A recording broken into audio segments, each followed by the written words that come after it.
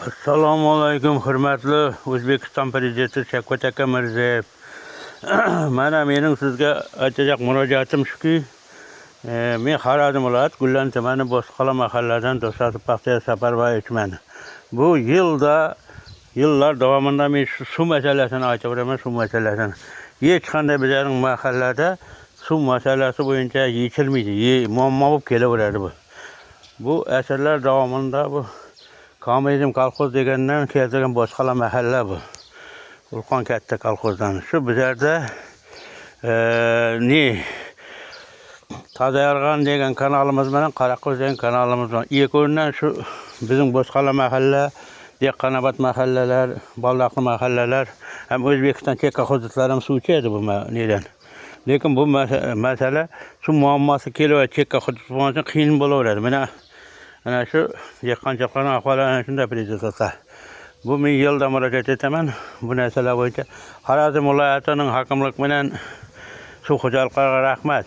Shu aytgan vaqtida demadem murojaatlarni e'tiborga olgan holda bajarib beribdi. Lekin Gullan tumanidagi rahbarlar hech e'tibori yo'q. Gullan tumanining rahbarlari hech qachon e'tibori yo'q.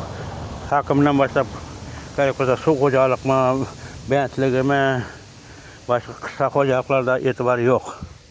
Ana shu narsaga men shu Tazayarg'an deganda beto'lab 5 o'rni taklif bilan qataverdim. Yanvar oyida borib Xorazm viloyati hokimligiga borib turib, qabulxonasiga borib yozib berdim, yozma ravishda. Ana shularga ham e'tibor yo'q. Qonli degan mahallada shuni yaplim arig'ini beto'lab berishdi. Lekin bizlardagi asrlar davomida foydalanib kelayotgan Tazayarg'an kanalimizni tuzatmay qo'ydi. Shu kanal tuzatilsa 5-6 mahallaga chekka hududda O'zbekiston mahallalariga ham suv borish e'tiborlari zum yaxshi suv boradi. Ana shuning uchun murojaatim sizga shu narsaga bir yaxshi bir yontash bizlarga yordam bersangiz degan umiddamiz. Bizlar dehqonchilik uchun yo'llarni mana qarab o'tiribmiz. Lekin buni ekmasang ekmaydi deb bular tanqid etadi, tanqid etadi. Ishtirab turaysan deydi. Buni ekib qo'ygan vaziyatlarga lekin e'tibor berib suv ekib berishni yordamini qilmaydi bular. Mana yuzimlargacha Xudoga shukr bor mana. Mana yuzimlargacha bor mana. Qomir yuribdi mana mana. Qomir mana.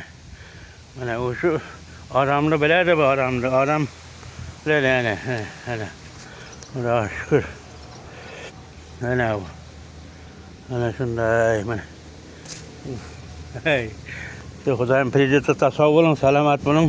Sizning sharofatingizdan ko'p narsalar yaxshilikqa yurib turibdi. Xudoyim prezidentga sog' bo'ling. Xudoyim 100 yoshdan prezident turing. Xudoyim neki yaxshi niyatlaringiz bo'lsa ro'yobga chiqsin inshaalloh. Xudoyim sizga sog'lik, salomatlik, kuch-qudratimiz prezidentga. Umidimiz sizdan Xudoyim.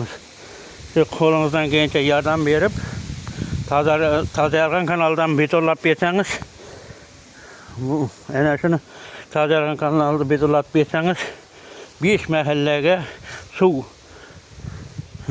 daryomizda bo'lsa, kanalimizda, Ulqon kanalimizda bo'lsa, Mang'it kanalimizda suv bo'lsa, xalq suv ichaladi to'xtamasdan. Lekin hozirgi paytda ariq kanalda cho'nqir etib qazib tashlab qo'yibdi bo'ladi Tazayarg'an kanalimizda. Shuning uchun oldindagilar shallarni ko'pdan rejasi egib, shular foydalanib o'tiribdi suvning barini.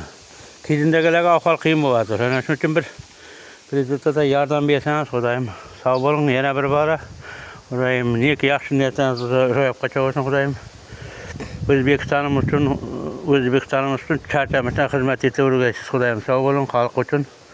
Xudoyim sog'lik deb kunda tilab o'tiramiz sizga Xudoyim. Shu prezidentimiz sog' bo'lsin, salomat bo'lsin deb birga aytib o'tiramiz. Hozirda duo aytib, kechda ham aytib o'tiramiz. Xudoyim sog' bo'ling prezidentga.